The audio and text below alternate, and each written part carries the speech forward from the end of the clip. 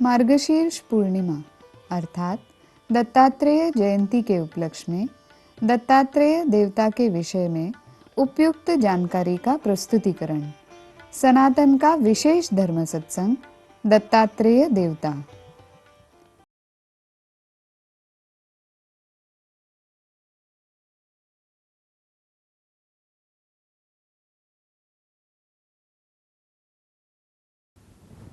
नमस्कार।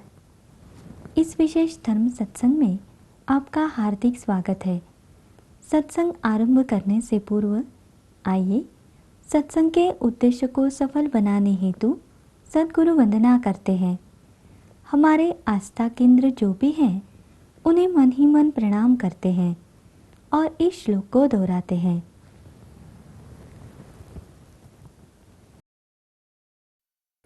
गुरुर्ब्रह्मा गुरुर्विष्णुर् गुरुर्देवो महेश्वरः गुरुः साक्षात् परब्रह्म तस्मै श्री गुरवे नमः।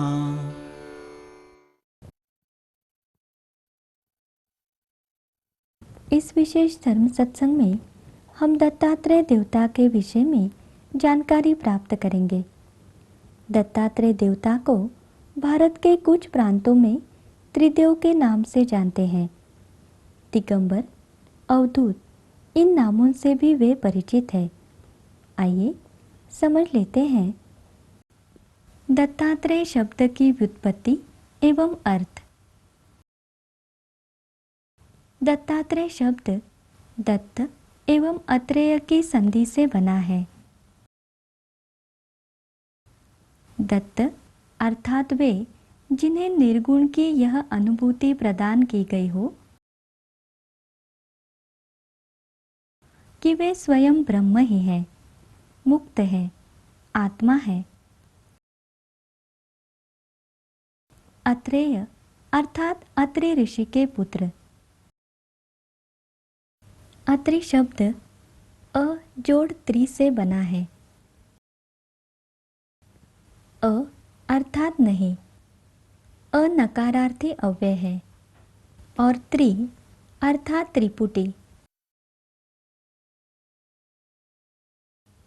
इसलिए अत्रि अर्थात वे जो जागृति, स्वप्न, सुषुप्ति, सत्व, रज, तम एवं ध्याता, ध्येय, ध्यान की त्रिपुटी से रहित है। सामान्य मनुष्य में जागृति, स्वप्न, सुषुप्ति, सत्व, रज, तम एवं ध्याता, ध्येय, ध्यान की त्रिपुटी रहती है। त्रिपुटी रहित अत्रि की बुद्धि असूया रहित अर्थात काम क्रोध रहित, षटकर्म रहित शुद्ध होती है। ऐसी शुद्ध बुद्धि ही अनसूया है। ऐसी शुद्ध बुद्धि के संकल्प से ही दत्तात्रेय देवता का जन्म हुआ। आइए अब समझ लेते हैं पुराणों के अनुसार दत्तात्रेय देवता के जन्म का इतिहास। अत्रि ऋषि की पत्नी अनसूया पतिव्रता थी। ब्रह्मा, विष्णु एवं महेश ने उनकी परीक्षा लेने हेतु अतिथि का वेश धारण किया। वे अनसूया की कुटी पर पधारे और उन्होंने भिक्षा मांगी। अनसूया ने कहा, अत्रि ऋषि अनुष्ठान के लिए बाहर गए हैं, उनके आने तक आप प्रतीक्षा कीजिए। देवता अनसूया से बोले, हमें बहुत भूख लगी है, तुरंत अन्न दो। अनसूया ने उन्हें भोजन करने के लिए बैठने की विनती की। जब अनसूया खाना परोसने लगी तब वे बोले, तुम विवस्त्र होकर हमें खाना परोसो। इस पर अनसूया ने सोचा कि अतिथि को विमुख भेजना अयोग्य होगा। पर पुरुष के सामने निर्वस्त्र जाने पर मुझे घबराने की आवश्यकता नहीं है, क्योंकि मेरे पति का तप फल मुझे तारेगा।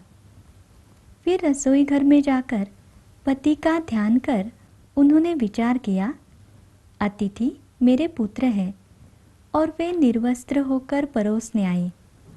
देखा तो वहाँ अतिथियों के स्थान पर रोते बिलखते हुए 3 बालक थे।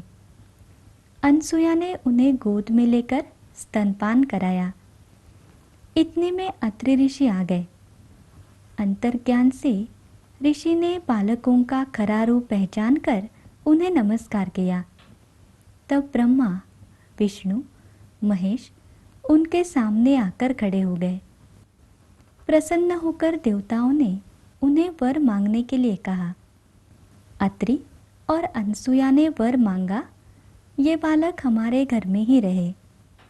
वर देकर देवता अपने लोक चले गए। ब्रह्मा से चंद्र, विष्णु से दत्त एवं शंकर से दुर्वास हुए। चंद्र और दुर्वास तप करने की आज्ञा लेकर क्रमशः चंद्रलोक और तीर्थ क्षेत्र चले गए। तीसरे दत्त अर्थात दत्तात्रेय देवता विष्णु कार्य के लिए भूतल पर रहे। आइए समझ लेते हैं दत्तात्रेय के गुरु। श्रीमद् भागवत के 11वें स्कंध में यदु एवं दत्तात्रेय देवता का संवाद है। दत्तात्रेय देवता बताते हैं कि उन्होंने किसे अपना गुरु माना एवं उनसे क्या बोध प्राप्त किया। ध्यान रखने योग्य बिंदु यह है कि यहाँ गुरु शब्द का प्रयोग शिक्षक के अर्थ से किया गया है। जग की प्रत्येक वस्तु ही गुरु है, क्योंकि प्रत्येक वस्तु से कुछ न कुछ सीखा जा सकता है। बुराई से हम सीखते हैं कि कौन से दुर्गुणों का परित्याग करना चाहिए, एवं अच्छाई से यह शिक्षा मिलती है कि कौन से सद्गुण अपनाने चाहिए। दत्तात्रेय देवता बताते हैं, उन्होंने 24 गुरुओं से थोड़ा थोड़ा ज्ञान प्राप्त किया, उसका सागर बनाया एवं उसमें डुबकी लगाकर सर्व पापों का क्षालन किया। आइए समझ लेते हैं। दत्तात्रेय देवता द्वारा गुरु रूप माने गए विषय वस्तुओं से प्राप्त सीख के कुछ उदाहरण। 1. मत्स्य से प्राप्त सीख है जिह्वा के स्वाद में बद्ध न होना।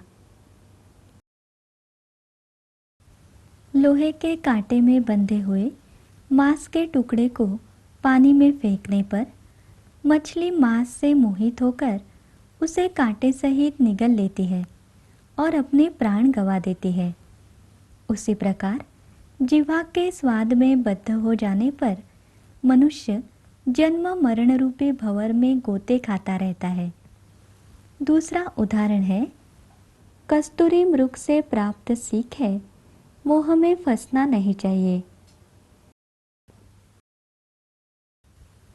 पवन समान गति होने के कारण कस्तूरी मृग किसी के भी हाथ नहीं लगता, परंतु मधुर संगीत के प्रति आसक्त होकर अपने प्राण पराधीन कर देता है।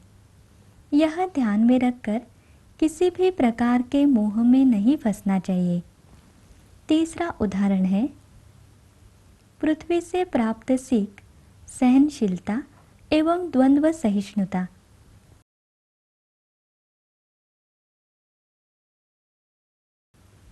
द्वंद्व सहिष्णु का अर्थ है किसी भी संघर्ष के प्रति सहनशील।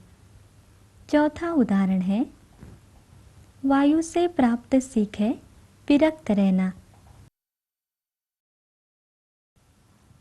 जिस प्रकार वायु शीतोष्ण में संचार करते हुए भी उनके गुण दोष से नहीं बनती, उसी प्रकार मुमुक्षु को और उनके गुण दोष की उपेक्षा कर धर्मशास्त्रों का मार्ग अपनाकर शीतोष्ण युक्त प्रदेश में अपने इच्छा अनुसार गमन करना चाहिए। पांचवा उदाहरण है, बालक से प्राप्त सीख है चिंता मुक्त रहना।